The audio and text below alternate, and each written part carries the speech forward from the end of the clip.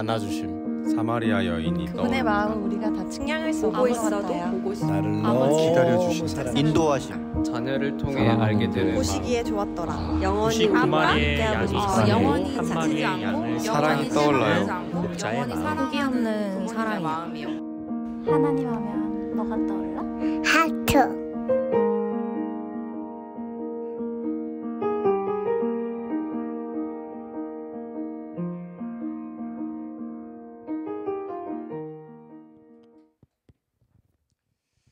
네, 좋은 주일입니다. 저희 같이 말씀 찾고 또 보겠습니다. 오늘 함께 나눌 말씀은 누가복음 15장이고요. 20절부터 24절까지입니다. 누가복음 15장 20절부터 24절까지입니다.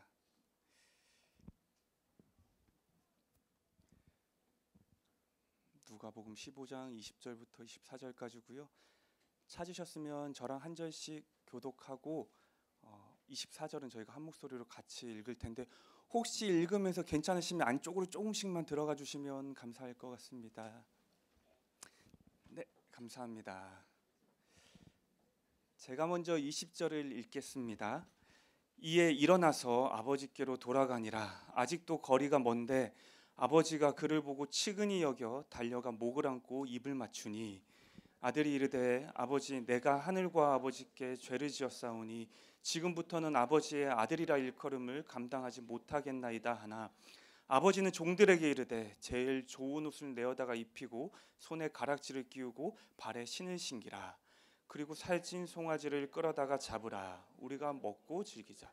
같이 읽겠습니다. 이 내 아들은 죽었다가 다시 살아났으며 내가 잃었다가 다시 얻었노라 하니 그들이 즐거워하더라. 아멘. 저희는 계속해서 노인갓이라는 주제로 설교를 나누고 있습니다. 지난주 우리는 이런 이야기를 나눴습니다. 우리의 고통에 함께 하시는 하나님.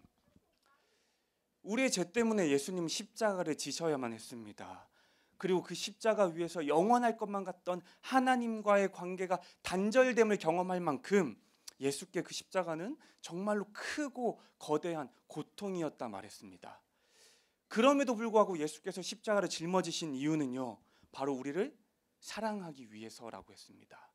우리를 사랑하심으로요, 우리의 고통과 우리의 아픔에 함께 하시기 위함이었습니다. 그래서 주님은 십자가를 통해서요, 우리의 고통 가운데 당신께서 함께 하신다는 것, 우리의 아픔 가운데 그분께서 함께 하신다는 것을 말씀해 주신 거라 이야기를 했습니다. 그런데 이 십자가를 통해서 한 가지 더 이야기를 하고 있는 게 있다 했습니다. 바로 십자가의 그 끝이 예수의 죽음으로만 끝나는 것이 아니라 예수의 부활로 다시 시작되는 것처럼 주님이 우리의 고통 가운데 함께 하신다는 것은요, 그저 주께서 고통에 참여하는 것이 전부가 아니라 반드시 그 고통 가운데 있는 우리를 회복시키시겠다는 거였죠. 십자가에 죽으신 예수께서 마침내 약속대로 부활하셨던 것처럼요, 우리의 삶의 고통 또한, 우리의 삶의 아픔 또한 주께서 함께 하심으로 회복시키실 거라 말씀하셨다는 겁니다. 그걸 보여주고 약속하신 게 바로 우리의 십자가라 이야기했습니다. 사랑하는 여러분, 예수의 그 십자가는요, 지금 오늘 우리의 삶에도 여전히 유효합니다. 아멘이십니까? 그렇다는 것은요, 여전히 주께서 우리의 고통과 아픔 가운데 함께 하신다는 것이고요, 우리의 눈으로, 우리의 마음으로 바라볼 때는 그것이 언제 끝날지, 과연 끝나기나 할까? 이런 의심과 두려움이 있을지 모르겠으나 주님은 말씀하신 겁니다. 나는 고통 가운데 함께하고 반드시 그 끝은 그 고통으로부터 회복이라고요. 우리가 그 말씀과 그 약속을 믿고 살아갈 수 있기를 진심으로 축복합니다. 만약에 지금의 고통과 아픔 가운데 있다면요, 우리가 들었던 그 십자가의 말씀이 우리의 삶의 소망이 될 수 있기를 진심으로 축복합니다. 오늘 우리가 읽었던 누가복음 15장은요, 예수님이 총 3가지 이야기를 하고 계시는데 그 모든 이야기를 비유를 통해서 말씀하십니다. 첫 번째는요, 잃어버린 양, 그리고 잃어버린 양을 가지고 있는 목자에 대한 이야기고, 두 번째는 드라크마, 그러니까 동전을 잃어버린 여인에 관한 이야기고, 마지막 세 번째가 오늘 우리가 읽었던 자녀, 아들을 잃어버린 아버지에 관한 이야기였습니다. 오늘 누가복음 15장처럼요, 성경을 살펴보면 예수께서 비유로 그러니까 수사법 중에 비유를 사용하셔서 이야기하시는 본문이 굉장히 많습니다. 한번 생각해 봅시다. 왜 예수님은요 굳이 전하고자 하는 이야기를 직접적으로 바로 전달하지 않으시고 이런 비유라는 방법을 사용해서 제자들과 무리들에게 전하고자 하셨을까요? 사실 그 이유는 되게 간단하고 분명합니다. 비유로 예수께서 전하고자 하는 말씀은요 바로 듣는 사람들, 듣는 제자들이 쉽게 이해할 수 있게 하기 위함이었어요. 주님께서 전하고자 하시는 중요한 이야기들, 특별한 이야기들을요 제자들이 오해 없이, 제자들이 어려움 없이 그들의 문화와 그들의 삶과 그들의 경험과 그들의 지식에 비추어서 쉽게 이해할 수 있게 하기 위해서 바로 이 비유라는 방법을 사용하셨던 겁니다. 그리고 오늘의 이야기도요 그런 목적을 가지고 예수께서 비유로 말씀하신 본문이라는 거예요. 그리고 우리가 읽었던 것처럼 아버지와 아들이 등장하는 이 비유를 통해 전하고자 하시는 바는 분명합니다. 바로 하나님과 우리와의 관계입니다. 보다 정확하게 말하면요 우리를 향한 하나님 아버지의 마음을 전하고자 하셨던 거예요. 그래서 이제 잠시 이 본문의 이야기를 나눌 때요 우리가 이런 것들을 좀 생각해 봤으면 좋겠습니다. 예수께서 이 비유를 통해 우리에게 전하고자 하셨던 하나님의 마음은 어떤 마음이었을까? 예수께서 이 비유를 통해서 우리가 정말로 알기를 원하셨던 그 하나님의 마음은 어떤 마음이었을까? 이것을 우리가 생각해 보며 함께 이야기를 나눠봤으면 좋겠습니다. 오늘 이야기는 11절부터 시작됩니다. 그리고 예수님의 이 비유 속에는 아버지가 나오고 그 아버지에게는 두 아들이 있다고 말하고 있어요. 근데 그 아들 중에 둘째 아들이 어느 날 아버지를 찾아와서 이렇게 말을 합니다. 아버지, 재산 중에서 나에게 줄 분깃이 있다면 그것을 나에게 주십시오. 그러니까 이게 무슨 말이냐면요 아버지, 나에게 줄 내 몫의 유산이 있죠. 그것을 지금 나한테 주십시오. 이런 말이에요. 당시의 유산이라는 것은요 일반적으로 보통 그 아버지가 죽기 직전에 죽음이 다가오고 죽음을 준비하는 그 기간쯤에 자녀들에게 나눠주는 게 일반적이었습니다. 근데 사실 지금 본문에 등장하는 이 아버지는요 그럴 만한 어떤 건강이나 상황의 위험에 놓여 있는 경우가 아니었어요. 아무런 문제 없이 건강하게 잘 살아가고 있었는데 아들이 죽을 때 줄 그 유산을 지금 나에게 달라고 말하는 겁니다. 그래서 지금 둘째 아들의 말은 이런 말과 같은 거예요. 아버지, 얼른 죽어요. 그리고 나한테 줄 거 주십시오. 아버지, 나는 아버지 얼른 죽었으면 좋겠어요. 그리고 내가 받을 몫을 내가 받길 원합니다. 이 설교를 준비하다가 잠깐 제가 상상을 해봤습니다. 저도 둘째가 아들이지 않습니까? 그 아이가 제가 줄 건 없지만 어느 날 찾아와서 말하는 거죠. 아빠, 얼른 죽어서 나한테 줄 거 주세요. 저는 상상이잖아요. 근데도 너무 화가 나는 거예요. 너무 괘씸한 거예요. 줄 게 있어도 주지 않을 것 같은 거예요. 그렇듯이요, 자녀가, 아들이요, 자신의 아버지에게 이런 말을 한다는 것은요 그때나 지금이나 전혀 일반적인 상황은 아니었을 거라는 거예요. 아들의 이 말은요 아버지께 엄청난 모욕이고 저주였다는 거예요. 아버지와 자신 간의 관계를 끊어버리겠다는 말이었다는 거예요. 근데 이 이야기 속에 나온 아버지는요 저랑은 좀 달랐던 것 같아요. 12절 후반절을 보면 이렇게 말을 합니다. 아버지가 그 살림을 각각 나누어 주었다. 이 아들의 요청대로요 그에게 줄 유산을 아버지가 나누어 주었대요. 근데 우리가 여기서 한 가지 살펴봐야 할 것은요 한글 성경을 보면 살림이라고 기록되어 있거든요. 근데 이 성경이 원래 쓰여 있는 헬라어를 보면 이 말이 생명이라는 단어로 기록되어 있어요. 그래서 지금 아버지는 둘째 아들에게 자신의 생명을 나누어 주었다고 기록하고 있다는 거예요. 사실 성경이 말하고 있는 이 생명이 되게 일리가 있기는 합니다. 왜냐하면 당시의 주된 생업이 농업이나 축산업이었거든요.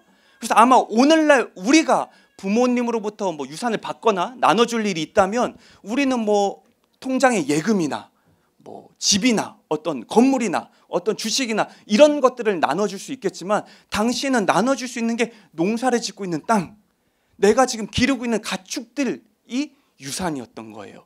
그래서 농사가 생업이고 축산업이 생업인 그들에게 이것을 나눠준다는 것은요, 내 삶을 유지할 수 있는 그 생명과 같은 것을 나눠주는 것과 다름없었다는 거예요. 그래서 지금 성경은 말하고 있는 거예요. 둘째 아들의 이 요구에 아버지가 자신의 생명을 그에게 나누어 주었다.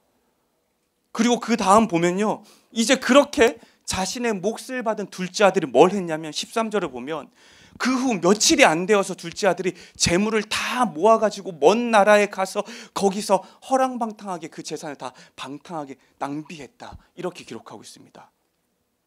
먼저는 이 아들이요, 아버지가 주신 유산을 모았다고 말해요. 근데 정확하게 말하면 그 아버지가 주신 그 유산을 현금화시켰다는 거예요.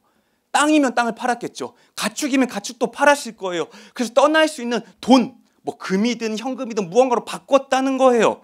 그리고 그 다음에는 이 아들이 먼 나라로 떠났다고 말을 합니다. 근데 이 말은 그저 물리적으로 멀리 떠났다는 게 아니에요. 아버지와의 관계를 끊었다는 표현이에요. 그리고 이제는 그가 현금화를 해서 먼 곳으로 가서 그가 가지고 있던 재산 전부를 허랑방탕하게 낭비했다고 성경은 말을 합니다. 신약 성경에서 유일하게 기록되고 있는 말이에요. 허랑방탕이라는 말. 이게 어떤 말이냐면요, 내 마음대로 내 기분대로 가지고 있는 것을 마음껏 썼다는 거예요. 나의 기쁨을 따라, 나의 즐거움을 따라, 나의 쾌락을 따라, 나의 만족을 따라 절제 없이 아낌없이 막 낭비하며 사용했다는 거예요. 이 둘째가 지금 그렇게 썼다는 거죠. 아버지의 생명을 판 돈을요. 아마도 아들이 먼 곳으로 갔다 그랬잖아요. 그러니까 새롭게 떠난 그곳에서의 아들의 삶은 이랬을 것 같아요. 지금도, 오늘날도, 당시에도 이들이 살아가고 있던 중동 문화에서는요, 명예라는 게 되게 중요해요. 명예라는 게 굉장히 중요했습니다. 그리고 그 돈이라는 것은요, 자신의 명예, 그러니까 타인에게 나의 관대함을 나타내기에 가장 좋은 수단이기도 했어요. 아들은 평생을 살던 곳을 떠나 지금 낯선 곳에 갔습니다. 그리고 그곳에서는요, 아마 새로운 관계를 마련해야 됐을 거예요. 새로운 사람을 사귀기 위해서는 당연히 돈이 필요했고요, 더 많은 돈을 쓰면 쓸수록 나의 관대함을 드러낼 수 있고 많은 사람들로부터 나의 명예를 세워날 수 있었을 거예요. 그래서 아들은요, 허랑방탕하게 가지고 있는 모든 돈들을 나의 명예와 나의 관대함을 위해 다 사용해 버렸을 거라는 거죠. 나의 기쁨과 나의 즐거움을 위해 아낌없이 아버지의 그 생명과 같은 돈을 다 써버렸다는 거예요. 그런데요, 그렇게 살아가던 아들의 삶에 문제가 생깁니다. 바로 그 땅에요, 예상치 못했던 굉장히 큰 흉년이 들어요.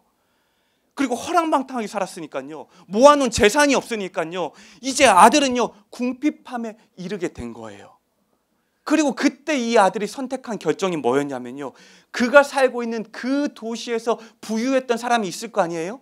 그 사람 밑으로 들어가서 돼지를 돌보는 일을 하기로 결정을 한 거예요.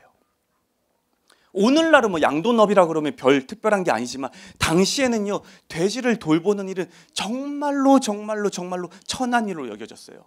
특별히 이 아들은 유대인이었잖아요. 유대는요, 율법상 돼지가 부정한 동물이었어요. 만져서도 안 되고 먹어서도 안 되는 게 바로 그 돼지였다는 거예요. 근데 이 아들이요, 이제 그 돼지를 돌보는 일을 하게 됐다는 거예요. 이 말은요, 그만큼 이 아들의 삶이 비참해졌다는 겁니다. 근데 더 비참한 건 뭐냐면요, 그 일을 하는데도 먹을 게 없대요. 그래서 뭘 하냐면 돼지의 사료를 먹기 위해서 막 애를 쓰는데 그 사료를 먹는 게 거절됐대요. 그러니까 주인이 그랬겠죠. 너 돼지한테 줄 그 사료 네가 먹으면 안 돼. 그러니까 너무 먹을 게 없어서 쥐염열매라는 돼지가 먹는 그 사료를 먹으려고 했는데 주인이 아마 못 먹게까지 했던 거예요. 그러니까 그만큼 이 아들의 삶은 비참하고 또 비참해진 게 지금의 삶의 모습이라는 거예요. 근데 그때 아들이요, 한 가지를 기억해냅니다. 그게 뭐냐면 자신의 아버지에 관한 기억이에요. 우리 아버지가 어떤 사람이었냐 하는 기억이에요. 자기가 기억하는 아버지는 어떤 사람이었냐면요, 자신이 거느리고 있는 품꾼들도 넉넉하게 챙겨주는 분이었대요. 그러니까 아버지가 거느리고 있는 품꾼은요, 종이고 일꾼임에도 불구하고 삶이 되게 부유롭고 넉넉했음을 기억해냈다는 거예요. 그래서 이 아들은요, 그 다음에 어떤 결정을 하냐면, 내가 그 아버지께로 돌아가야겠다. 내가 다시금 아버지께로 돌아가야겠다. 근데 이 결정에 아들의 지난 삶에 대한 뉘우침, 회개 이런 건 있지 않았어요. 가축을 팔아서 그 번 돈, 아버지의 땅을 팔아서 그 번 돈을 내가 허랑방탕하게 모든 걸 사용한 거에 대한 어떤 뉘우침이나 회개는 있지 않았어요. 그저 지금의 이 비참한 나의 삶으로부터 벗어나고자 하는 게 유일한 목적이었던 겁니다. 그리고 결정한 거예요. 그 아버지께로 내가 돌아가야겠다. 그래서 이 삶을 내가 회복시켜야겠다. 그래서 아들은 계획을 세웁니다. 아버지께로 돌아가서 죄를 지었다 말하기로 결정을 해요. 그리고 차마 내가 다시 아버지 아들로 살아가기에는 자신이 없으니까 아버지가 거느리고 있는 수많은 품꾼 중에 하나로 나를 여겨달라고 이렇게 말을 해야겠다. 그렇게 계획을 세우고 이제 돌아가게 되는 거예요. 여기까지 이 아들의 모습을 살펴볼 때요, 이 아들은 아버지를 어떻게 대하고 있고 어떻게 생각하고 있는 것 같습니까? 아버지께 유산을 달라고 할 때부터요, 지금 아버지께로 다시 돌아가겠다는 이 순간까지도요, 그의 마음속 어디에도 아버지를 향한 사랑, 존중, 존경 이런 것은 찾아볼 수가 없습니다. 오직 자신만을 위한 결정들로 가득하죠. 끊임없이 자신을 위한 결정만 하고 있어요. 끊임없이 그 아버지를 이용할 만한 결정만 지금 하고 있는 게 바로 이 둘째 아들이었다는 거예요. 그리고 그런 마음으로 아버지께 이제 돌아갑니다. 먼 길을 떠났으니까요, 돌아가는 그 길도 굉장히 멀었을 거예요. 오랜 시간이 필요했을 겁니다.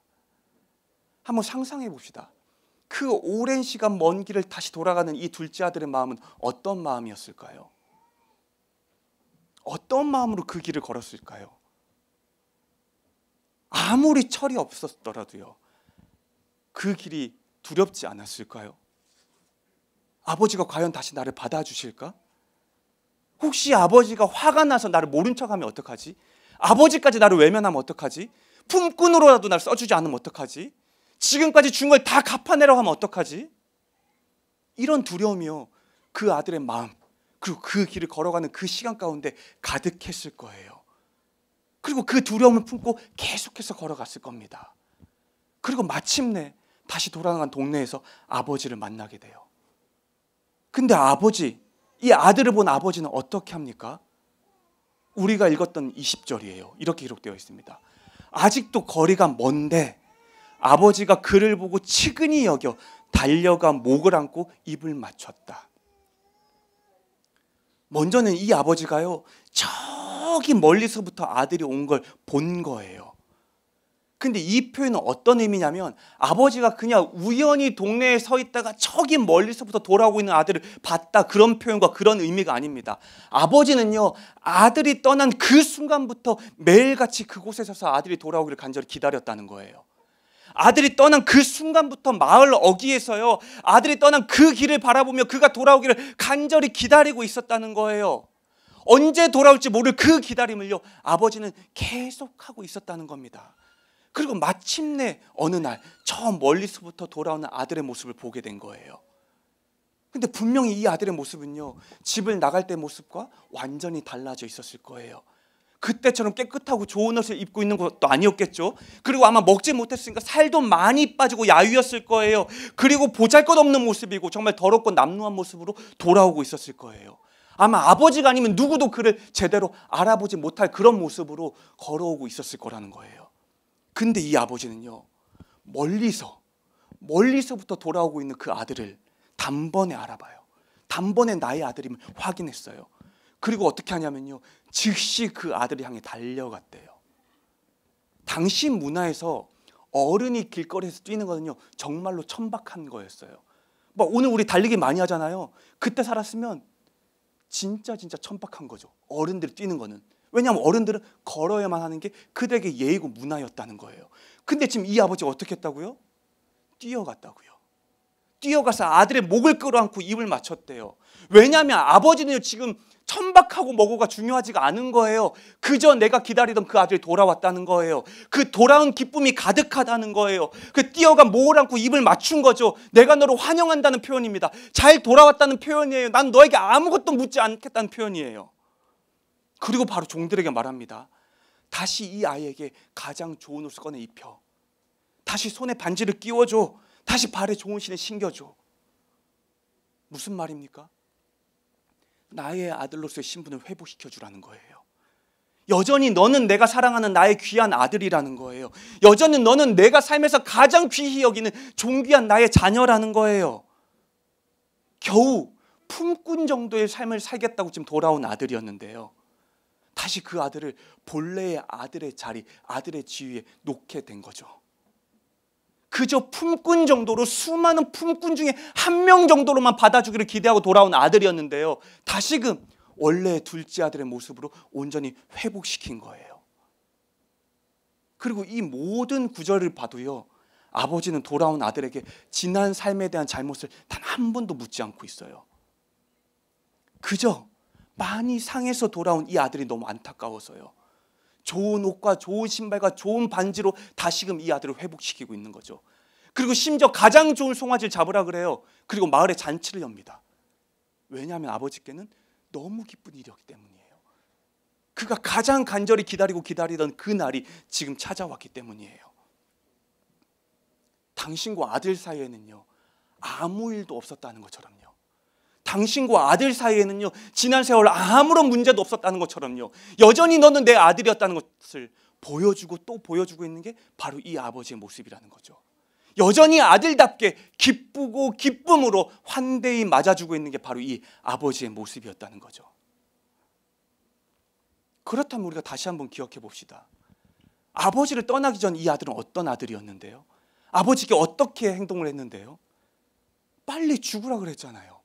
그래서 나에게 줄 그 유산을 제발 좀 빨리 달라고 했던 게 바로 이 아들이었잖아요. 그렇게 아버지를 심하게 모욕하고 저주했던 게 아들이었습니다. 그리고 심지어 아버지가 그렇게 준 생명과도 같은 돈을 허랑방탕하게 다 낭비해버렸어요. 심지어 멀리까지 떠났다 그랬잖아요. 이제 당신과 나의 관계를 끊어버리겠다고 결정을 했잖아요. 그리고 모든 것을 다 잃어버리고 다시 그 아버지께로 돌아온 거예요. 이 이야기 어느 곳에서도요, 아들은 아버지에 대한 배려와 생각과 사랑과 존중과 존경이 없어요. 그냥 나의 기쁨과 나의 유익만을 위한 결정을 계속 해내려가고 있던 게 바로 이 아들이었다고요. 처음에 떠날 때도, 떠나서도, 다시 돌아올 때도 오로지 아버지를 이용했고 이용하고자 하는 게 바로 이 아들이었다는 거예요. 근데 아버지는요, 그런 그 아들이 당신을 떠난 그 순간부터 다시 돌아오기를 간절히 기다리고 있었다고요. 매일같이 떠난 마을 어귀를 바라보면서요, 언제 돌아올지 모를 그 아들만을 기다리고 있는 게 바로 이 아버지였다는 거죠. 그리고 마침내 기다리던 그 아들이 돌아왔고요, 아버지는 달려나가 기쁨으로 그 아들을 맞아줬습니다. 자신에게 얼른 죽으라고 모욕과 상처를 줬던 아들이었는데요, 자신의 생명과도 같은 재산을 팔아서 다 낭비해버린 아들이었는데요, 심지어 지금 이 순간도 자신을 이용하기 위해서 돌아온 아들이었는데요, 아버지는 아무것도 묻지 않고 아무것도 탓하지 않고 그저 돌아온 당신의 그 아들을 다시금 아들의 모습으로 기쁘고 또 기쁘게 맞이해주고 있다는 거예요. 다시금 그 아들을요, 아들의 자리로 온전히 회복시켜줬다는 거예요. 오늘의 이 이야기는요, 예수께서요, 비유로 말씀하신 거라고 했습니다. 그리고 예수님의 이야기 속에 등장하는 아버지와 아들은요, 그 관계가 너무나도 분명해요. 바로 하나님과 우리입니다. 그리고 이 비유를 통해서요, 예수님은 이런 하나님의 마음을 또 전하고자 하신 거죠. 어떤 마음이었을까요? 아마 이런 마음이지 않았겠습니까? 주님은 당신의 자녀인 우리가 돌아오기를 간절히 기다리신다. 비록 우리가 그분께 씻을 수 없는 상처와 모욕감을 줬을지라도요, 비록 우리가 우리를 위한 이기적인 선택만 끊임없이 해나가고 있을지라도요, 비록 우리가 그 아버지의 사랑과 마음을 알지 못해 떠났을지라도요, 그 하나님은 우리를 간절히 기다리신다. 그 하나님이 여전한 사랑으로 우리가 돌아오기를 기다리신다. 그것이 우리를 향한 하나님 아버지의 마음이다. 이런 하나님의 마음을요, 예수님은 비유를 통해 전하고자 하신 거죠.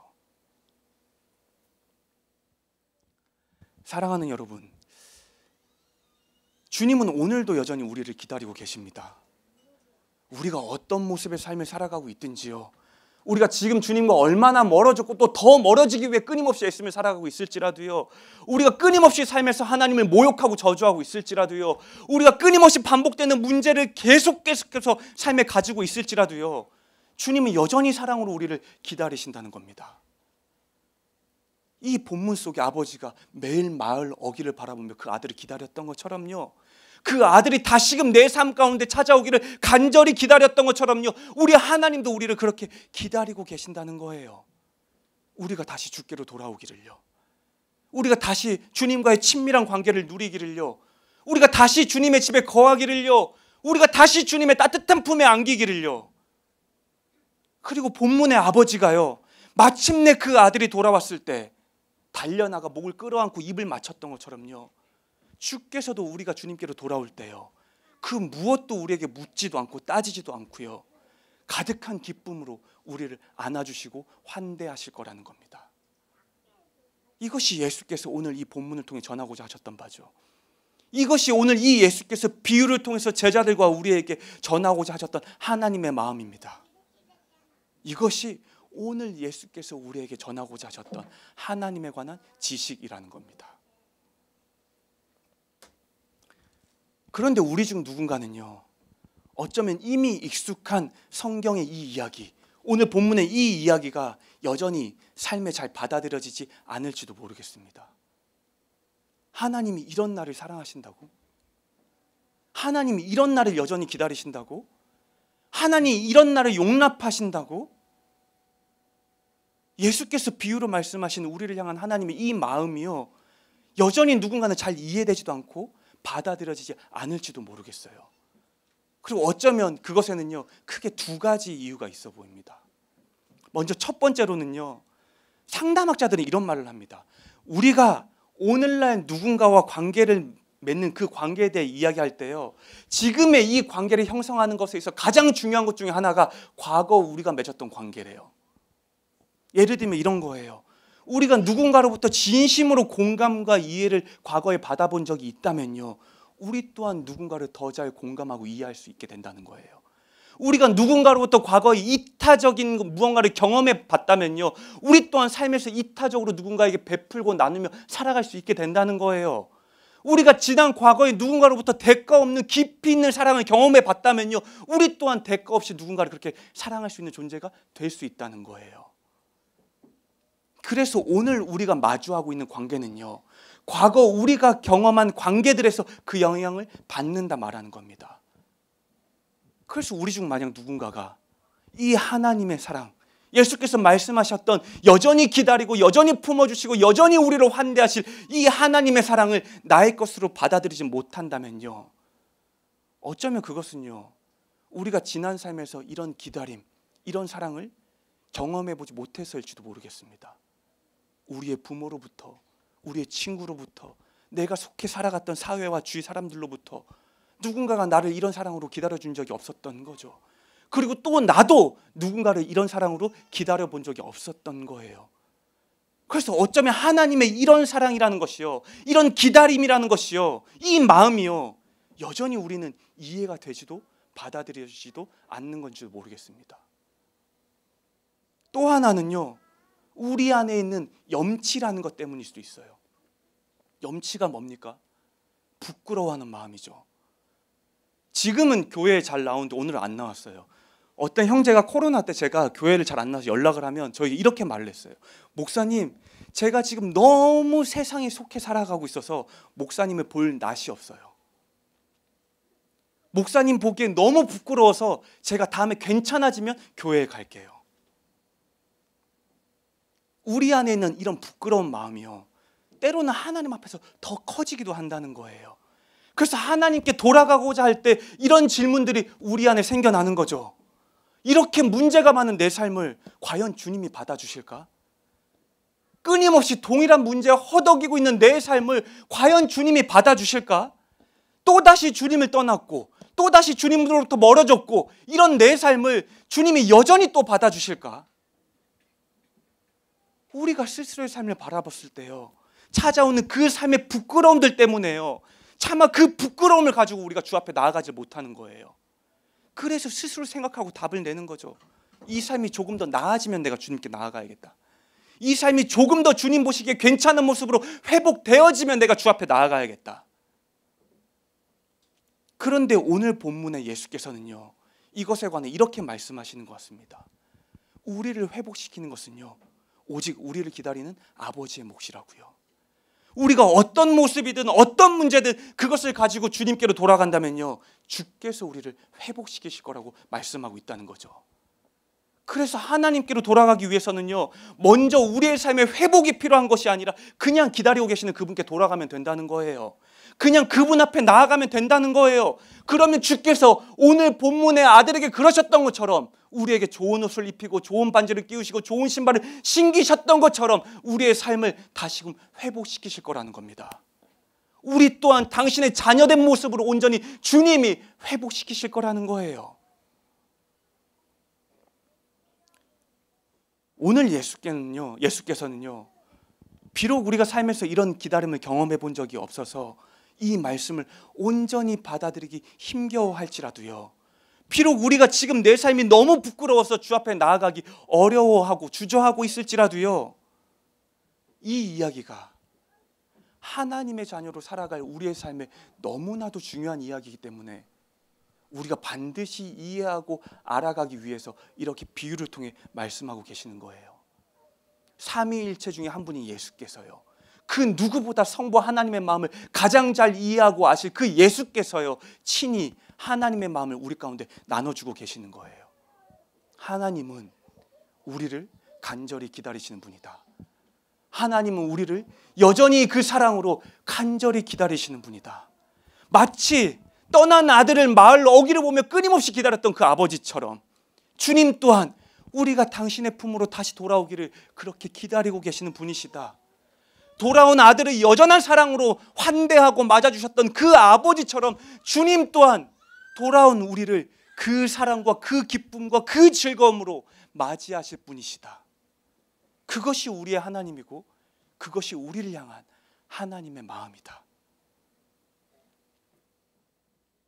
사랑하는 여러분, 비록 오늘 우리의 삶이 주님으로부터 많이 멀어졌고요, 누군가는 이 순간에도 주님과로부터 더 멀어지고 있을지라도요, 비록 우리의 삶이요 다시 주님 앞에 나아가고 돌아가기에 너무 떨어졌고 너무 많은 문제로 가득해 보일지라도요, 우리 아버지 되시는 하나님은요 여전히 마을 어귀에서 우리가 돌아오기를 기다리고 계십니다.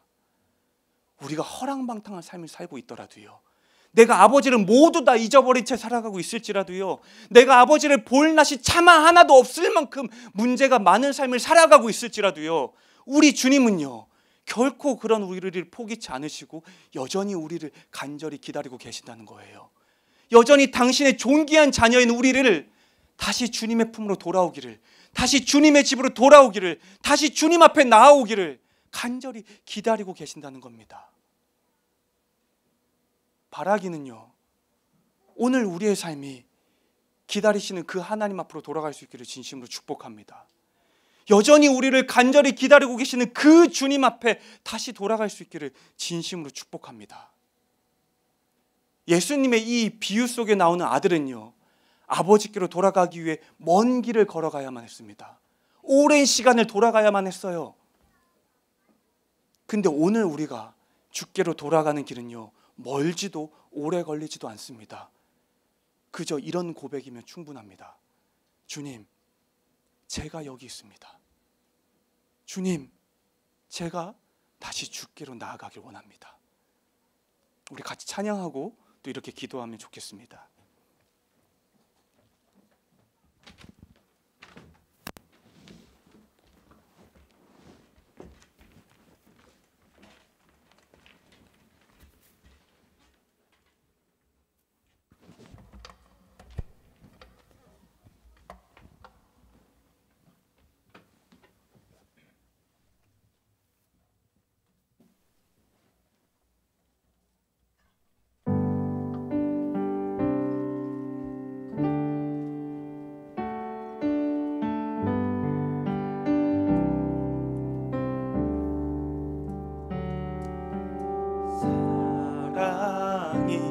나를 부르네, 날 처음 지으신 그 사랑이 조금도 바래지 않고 한 번의 후회도 없는 그 사랑이 나를 부르네. 사랑이 나를 부르네. 사랑이 나를 부르네. 날 처음 지으신 그 사랑이 조금도 바래지 않고 한 번의 후회도 없는 그 사랑이 나를 부르네. 영원한 주의 품 안으로 풍성한 주의 식탁으로 친밀한 주의 음성으로 그 사랑이 나를 부르네. 영원한 주의 품 안으로 풍성한 주의 식탁으로 친밀한 주의 음성으로 그 사랑이 나를 부르네. 다시 처음부터 찬양하겠습니다. 사랑이 나를 부르네. 날 처음 지으신 그 사랑이 조금도 바래지 않고 한 번의 후회도 없는 그 사랑이 나를 부르네. 영원한 주의 품 안으로 풍성한 주의 식탁으로 친밀한 주의 음성으로 그 사랑이 나를 부르네. 영원한 주의 품 안으로 풍성한 주의 식탁으로 친밀한 주의 음성으로 그 사랑이 나를 부르네. 영원한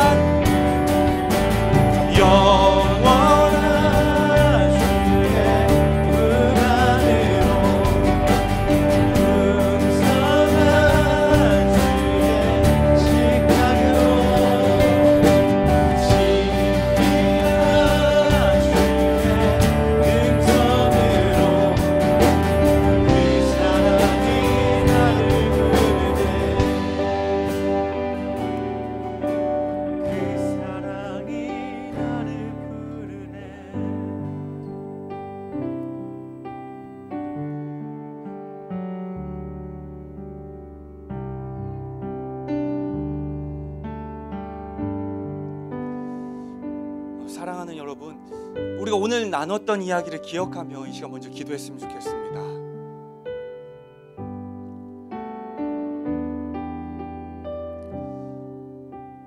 우리를 자녀 삼아주신 하나님은요, 여전히 우리가 당신의 집으로, 당신의 품으로, 당신과의 친밀한 관계 가운데 나오기를 끊임없이 기다리고 계십니다.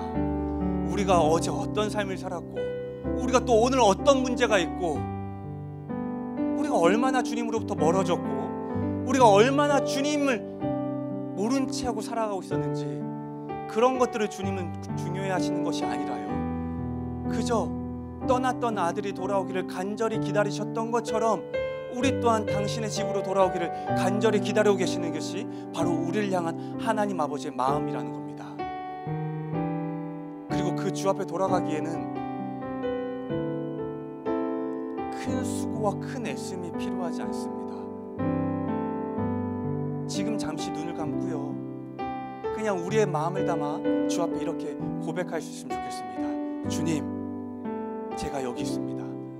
주님, 제가 다시 주님께 돌아가길 원합니다. 이렇게 주 앞에 우리가 기도하며 나아가길 원합니다. 같이 기도하겠습니다.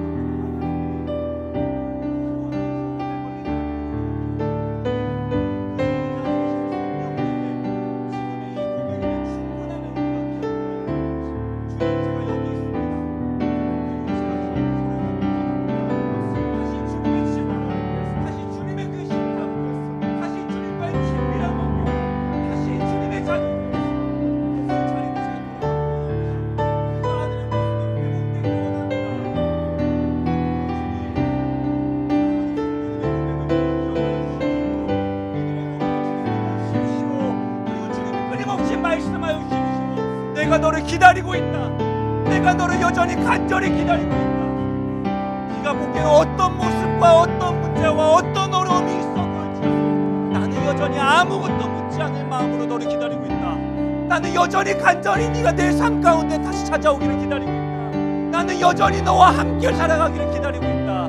아버지, 이 마음을 사랑하는 성도들의 마음 가운데 끊임없이 말씀하여 주셔서 여전히 우리가 주저하고 있다면 그 주저하고 있는 마음을 내려놓고 온전히 나의 마음을 다해, 나의 마음의 걸음을 다해 주님 앞에 나아가는 우리의 시간 되게 하여 주십시오.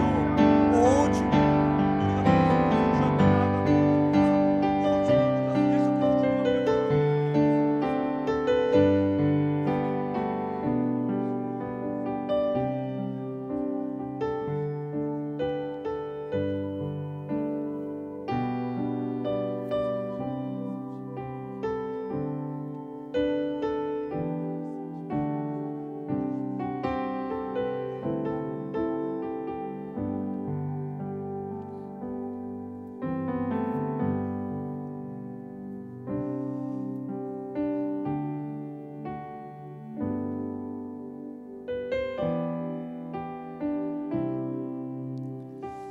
이어서 한 가지 더 기도할 때는요, 혹시 우리 가운데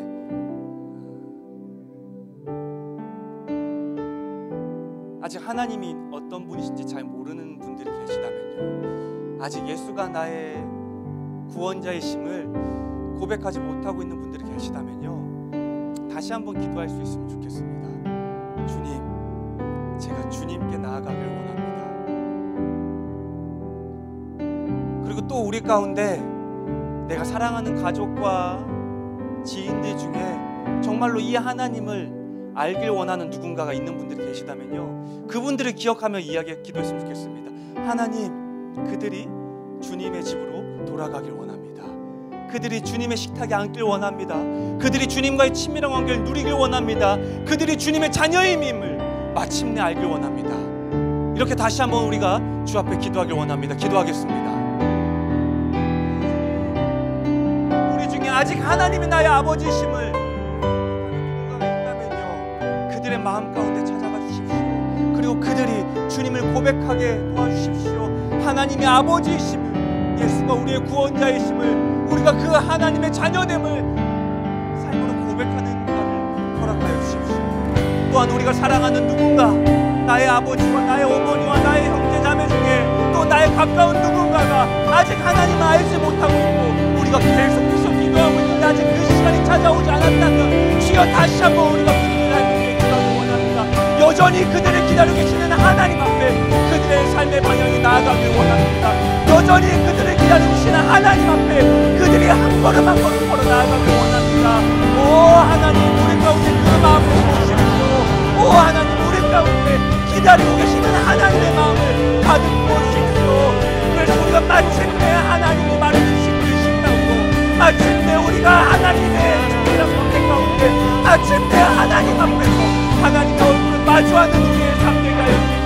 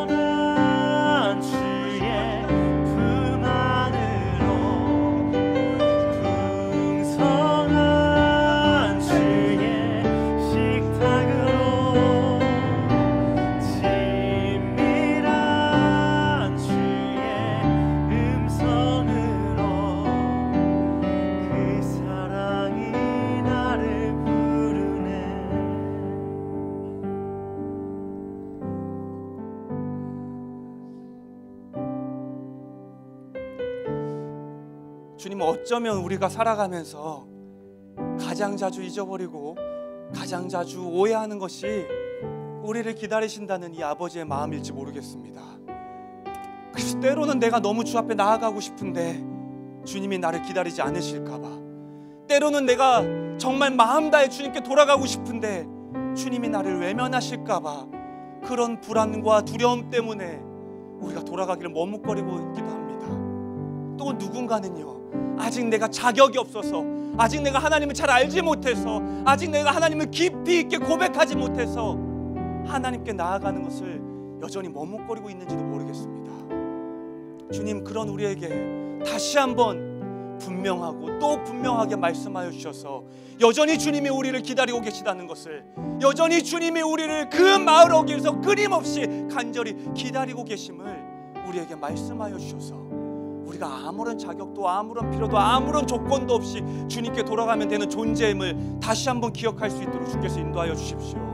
특별히 아직까지 하나님이 누구신지, 예수가 누구신지 삶의 마음의 고백을 온전히 하지 못한 누군가가 있다면요, 아버지, 오늘 또 이후의 시간 가운데 찾아오셔서 정말로 주님이 우리를 얼마나 사랑하시는지, 주님이 또 우리를 어떻게 기다리고 계시는지, 주님이 우리를 자녀 삼으셨다는 그 마음이 무엇인지를 알게 하여 주시고, 그리고 마침내 그 마음을 알아서 우리의 삶이 하나님의 집에 거하는, 하나님이 준비하신 식탁에 앉아있는, 하나님과 친밀한 관계를 누리는 그런 삶이 될 수 있도록 주님 인도하여 주십시오. 사랑합니다 주님. 여전히 기다리시는 그 주님을 우리가 영원히 잊지 않고 기억하기를 고백합니다. 이 모든 말씀 우리와 함께 하시는 살아계신 예수님 이름으로 기도드렸습니다. 아멘.